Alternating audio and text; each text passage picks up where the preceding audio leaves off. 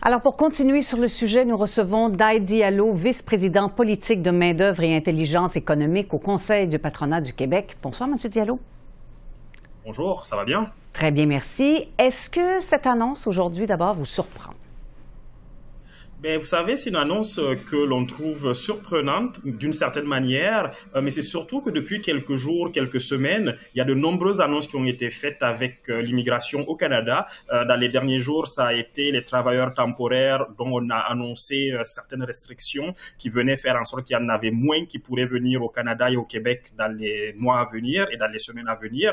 Et aujourd'hui, c'est l'immigration permanente. Donc, vous voyez, c'est de nombreuses mauvaises nouvelles que nous entendons aujourd'hui et qui font en sorte que nos membres, les entreprises, les employeurs ne savent plus vraiment à quel sens se vouer. Est-ce que le monde des affaires avait été consulté avant aujourd'hui? On a essayé de nous consulter un peu, mais on doit vous avouer que les messages que nous avons envoyés n'ont pas du tout été entendus.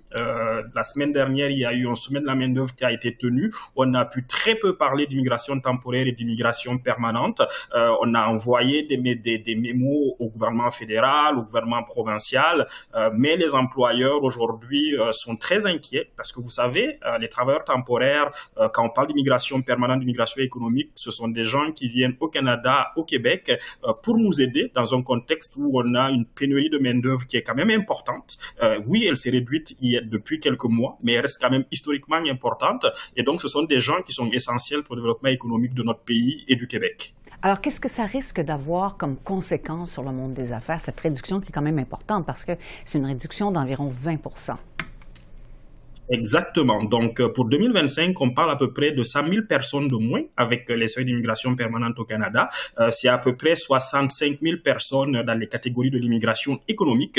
Donc là, on parle de dizaines de milliers de gens qui ne pourront pas venir au Canada et qui ne pourront pas aider nos entreprises avec un bassin de travailleurs plus important, plus qualifié, donc qui participeront au développement économique du Canada. Dans le cas du Québec, on doit quand même dire que nos seuils d'immigration depuis de nombreuses années sont plus bas, chose que l'on demandait d'augmenter dans les dernières années. Donc, le Québec devrait sûrement être moins impacté par ce qui vient d'être annoncé au niveau du gouvernement fédéral, mais reste que pour les entreprises canadiennes, c'est moins de travailleurs disponibles, des gens qui pourraient contribuer à créer plus de richesses économiques au Canada et au Québec, des gens qui sont essentiels. Je le répète, on a encore à peu près plus de 580 000 postes vacants au Canada, 140 000 au Québec, des taux de chômage qui sont historiquement bas, qui ont un peu augmenté, oui, dans les derniers mois, mais qui sont historiquement bas. Puis, vous savez, on parle en ce moment d'une reprise économique qui arrive, des taux directeurs de la Banque du Canada qui ont baissé, donc une croissance qui devrait revenir, une demande de travail qui devrait être plus importante. C'est pas le moment de réduire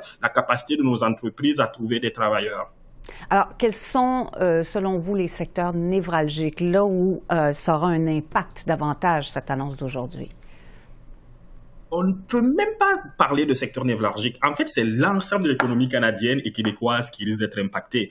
Ces travailleurs temporaires-là et ces travailleurs permanents par rapport à l'annonce d'aujourd'hui sont dans tous les secteurs économiques. On parle des secteurs qui livrent des services à la population comme la santé, comme l'éducation. On parle de secteurs de pointe comme les technologies de l'information. On parle de secteurs comme l'aéronautique, l'automobile. Donc, c'est des gens qui sont présents sur l'ensemble de notre activité économique. Et d'une certaine manière, c'est toute cette activité économique-là qui risque d'être affectée. Aujourd'hui, nous, au Québec, on voit des entreprises qui sont en train de réfléchir à est-ce qu'elles vont pouvoir continuer à croître au Québec parce que si on ferme les vannes de l'immigration temporaire de travail et que maintenant on est en train de réduire aussi l'immigration économique permanente, on risque d'avoir de nombreux problèmes dans les mois à venir qui risquent même d'entraîner certaines fermetures d'entreprises qui vont devoir quitter le pays pour pouvoir continuer à croître. Bon, alors, c'est ce que vous entendez de la part des entrepreneurs? J'imagine que vous leur parlez régulièrement. Les gens qui sont membres chez vous, par exemple, c'est ce qu'ils vous disent?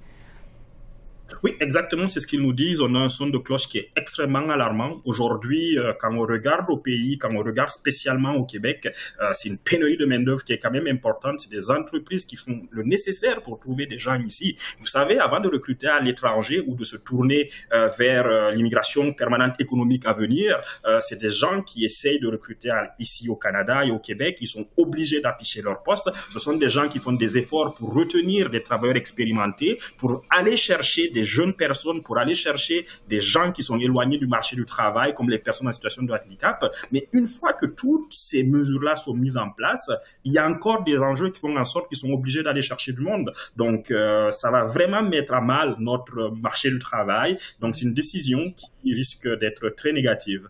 Alors, comment vous expliquez que ça a eu lieu, cette annonce aujourd'hui, qu'on aille dans cette direction-là? Est-ce que c'est une mesure purement électoraliste, vous pensez? Mais vous savez, on est vraiment dans une situation qui est très compliquée quand on parle d'immigration depuis quelques mois au Canada. Il y a eu très clairement un moment où, de par certaines formes de pression peut-être sociale et politique, nos gouvernements, autant au fédéral qu'au provincial, quand on parle du Québec, ont décidé de se retourner de bord parce que depuis quelques années, depuis la pandémie en fait, certaines mesures avaient été prises parce qu'on a ce marché du travail-là, cette situation économique-là qui était compliquée, qui nous avait permis d'aller chercher plus de monde. Mais ces décisions-là, aujourd'hui, on est en train de rétro-pédaler, mais la situation n'a pas beaucoup changé. Oui, le marché du travail s'est un peu amélioré, mais cette situation-là n'a pas changé. Mais ce qu'il est important de comprendre aussi, c'est que l'immigration fait partie de la solution. Il se peut qu'on ne ferme pas les yeux. Oui, il y a des enjeux en termes de logement, mais l'immigration n'est pas la principale raison pour laquelle il y a une pénurie de logement au Canada. Les immigrants peuvent participer à la solution avec une meilleure présence dans des secteurs comme ceux de la construction. Puis les immigrants sont une richesse économique pour le Canada. L'essentiel, c'est qu'on puisse s'asseoir et que toutes les parties prenantes soient écoutées pour trouver les meilleures solutions possibles pour permettre aux immigrants de mieux s'intégrer dans notre système économique et social au bénéfice de l'ensemble de la société.